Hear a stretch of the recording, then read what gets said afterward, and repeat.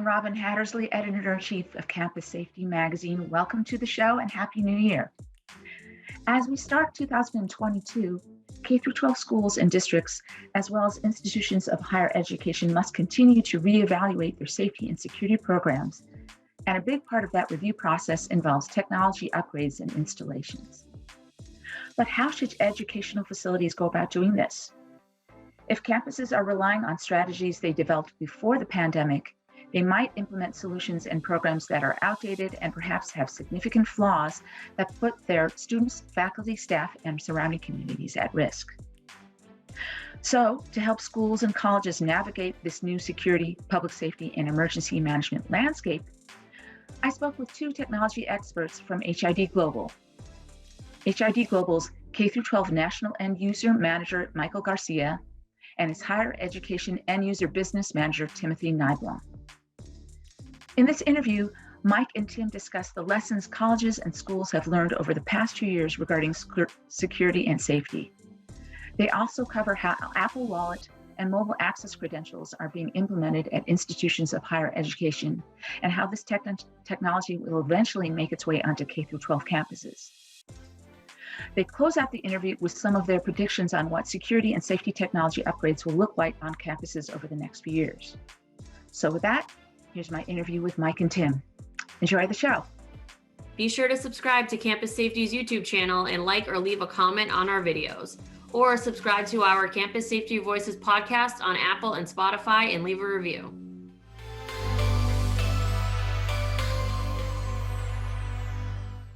So Mike, what did we learn over the past 2 years about on-campus and off-campus school security?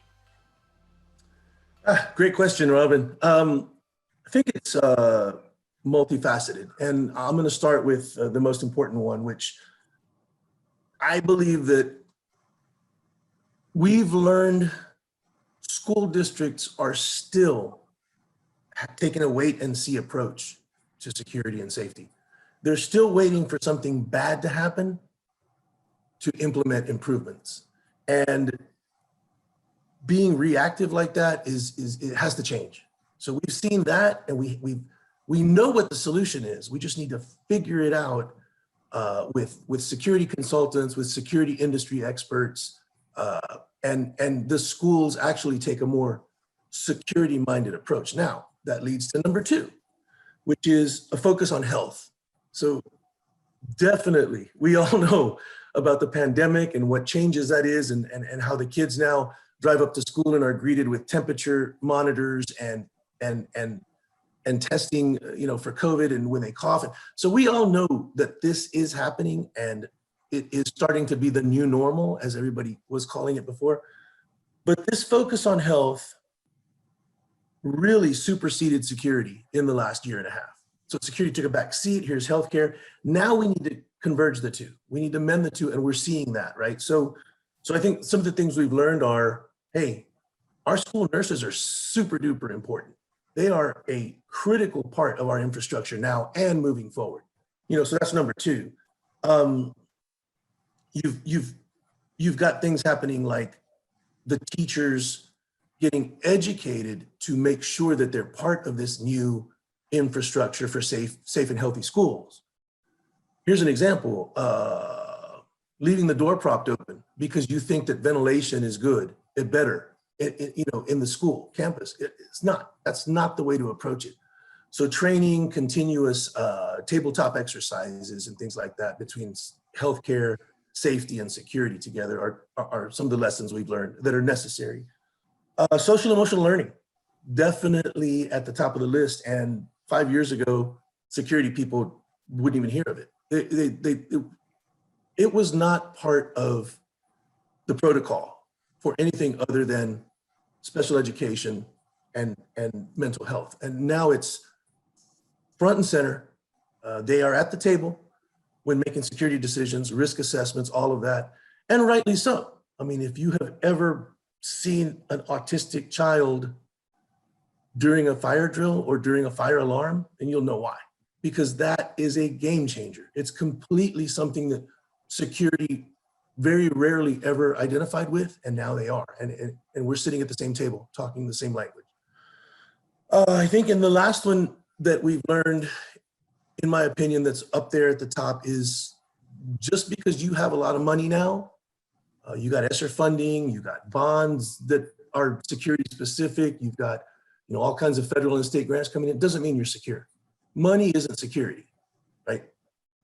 Money should be the driving force behind putting programs together that put the different layers of security and different levels of security, like peeling the onion back into your district, right? Because I can secure as much as I want to secure inside the campus, outside the perimeter fence, but I still have football games. I still have soccer games. I still have Special Olympics. How are you going to secure those? And how does that come into your security infrastructure, and how are you able to secure that? So out of those four, I would say, recapping them, schools are still waiting for something bad to happen so that they can put security in. Don't do it. Don't close the barn door after the horse is already out.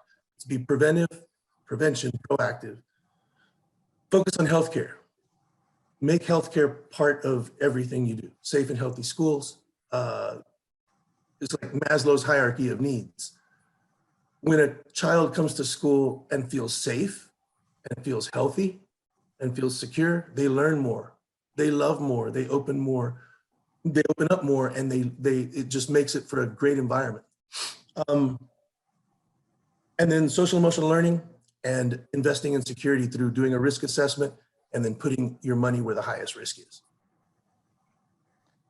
Thanks, Mike. Now, Tim, I know you deal with a lot of institutions of higher education. What are you seeing as far as trends for that sector is concerned? Yeah, thanks, Robin. So with higher ed, a lot of what we've seen has been focused on the pandemic in the last couple of years. It's been all over the news last year, even this year. They were trying to do in-person versus virtual. Are we going to have open campuses? Are we canceling schools? Are we canceling the semester? All those type of conversations went back and forth over the past 2 years, and some of them are continuing to happen due to some of the recent spikes. So a big focus has been on the health and safety protocols in universities, and I would say up until the pandemic as well. Another big focus is trying to figure out how to balance security and convenience on campus. When we look at universities, there's probably a couple different levels. There's a top level that a university that has lots of access control, has been doing this for a long time. There might be a second level where there's a university that may have some security in place, some access control in place, but not everywhere on campus. Then there's other institutions, potentially like community colleges, other colleges that have traditionally have no access control. So, over the last couple of years, focus is always on security and balancing convenience. So looking at access control systems finally for campuses that may not have them. How do you enhance the student experience while you're, adding a security in there? No longer can you just walk up to a door and open it and you have gain access. Now there's gonna be access control in place to protect the university. So those type of conversations continue to happen on campus. And what we've seen is, because of the traditional approach at universities, they have a very siloed infrastructure. This dates back 10, 15, 20 years where people were doing, or departments were doing their own thing. There was no communication. There was no talk with other departments. They were going to all their own conferences, putting hardware on the wall, buying software products. And now there's a big focus on integrating and streamlining all these processes. So having the ability to bring all the different stakeholders together on campus to have those conversations is, what is our security protocols? What are we doing for access control? What are we doing for video and surveillance? What are we doing for credential security? What are we doing for software products, cloud products? How does this all fit into the infrastructure of our campus? Because at the end of the day, the way I like to view it is, and I think it gets lost in the shuffle sometimes, is the credential is the lifeblood of a campus, in my opinion. Whether that is a card, or a mobile credential, which we'll touch on here in a little bit, is the students don't care what is happening behind the scenes. They just want their credential to work. And now we're seeing all the different types of departments on campus have to come together to enhance the student experience. And it's, sometimes it's more challenging than people think. Well, speaking of enhancing the students' experience, I know college students are obsessed with their cell phones. Probably the whole world is now obsessed with their cell phones. So what is higher ed doing with Apple Wallet and mobile access credentials? Yeah, so this is the question that comes up every day when I talk to universities. So, it's really the question is, if I can use my mobile phone everywhere else in my life, why can't I use my mobile phone on campus to open doors, open a dorm room, pay for a meal, et cetera, et cetera. So, mobile is here. It's been here for a while. The students are demanding it and expecting it as part of their everyday life. But the good news is, HID is in a position to help support, some of these campuses in their mobile plans. Typically, when you talk about mobile, there's a couple different ways to look at it. You can do mobile access via Bluetooth, high energy. You can use it over NFC. And then you can also talk about the Student ID and Apple Wallet program, which is, is gaining some big buzz in the higher education industry.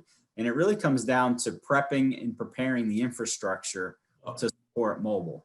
When you look at universities, some of the hardware that has been on campuses dates back 10, 15, 20, 30 years. And, when you focus on that hardware, that legacy hardware is not going to support mobile. So a lot of it is educating the campuses about what we need to do now to actually help prep the stage for mobile, and what we have to do to potentially upgrade the existing infrastructure that could potentially support mobile. So there's a lot of conversations happening. Stakeholders on campus are coming together. That's one of the big things that I like to do when talking with the university, is bring a lot of the stakeholders together. How is it going to affect this department versus that department? Do you have leadership support on campus? We've seen that as typically really helpful if a university has leadership support. And by leadership or support, I'm talking about presidents, vice chancellors, chancellors of universities, someone that potentially, can support this from the top down. For campuses that have been successful on large mobile deployments, we've seen a lot of strong leadership support as well. So Mike, getting back to you, when we talk about mobile credentials and Apple Wallet, it seems like that's so far away when it comes to K through 12 campuses. So how will what Tim just talked about, how will this affect K through 12 campuses and K through 12 districts? That's the future. It's just like anything else. You graduate, right? So you graduate from high school and you go to college. It's the same thing with this type of program, with identities, with keeping the school an open campus environment, as a college and a university is open. It's meant to be open. From the parking lot all the way up, all the way to the classroom, it's open. And K-12 is the exact opposite, right? Some schools have closed campuses. They have them for a reason. They've done their assessments and they say that it's safer for everybody. So with that in mind, transitioning over to this mobile environment where you have your cell phone paying for everything. Well, some schools have lockers where the kids go in and put their cell phone, because they're not allowed to have it in class. Completely the opposite. So you take off the training wheels and you go into this. I think the school isn't preparing the students for this. Society is, right? So the kids will start using it to go to the movies. The kids will start using it to pay for, a Starbucks. They will start using it in society. So a combination between the school taking care of you and making sure that they get you through the day and home safely is the reward to say, hey, I'm safe. Now I can use my phone out in the society. So when you go to college, you'll be more apt to say, okay, now all of this is coming together. I'm an adult. I can pay bills with my phone. I can get into the campus, into the school with my phone, into the library. I can check out library books with my phone. It's now part of everything that is my infrastructure. So that's what Tim and his higher ed group and the Apple team and everybody that we've partnered with as HID are working towards there's no more line of demarcation. It's now just a complete societal, program and process. K-12, there has to be parameters there. You have to put fences up. You have to put partitions up, because that's just the way it is. Now, I call it a Lego set, right? It's all part of this Lego set. So when schools do invest in this infrastructure, they must invest in pieces and parts that clip onto the Lego set and are unified and can already talk to everything and everybody. That includes the elevators. That includes, your radios. That includes, the laptop in the cruiser for law enforcement. They should be able to all interact. So now schools are going to change. The future is going to look like a Lego set.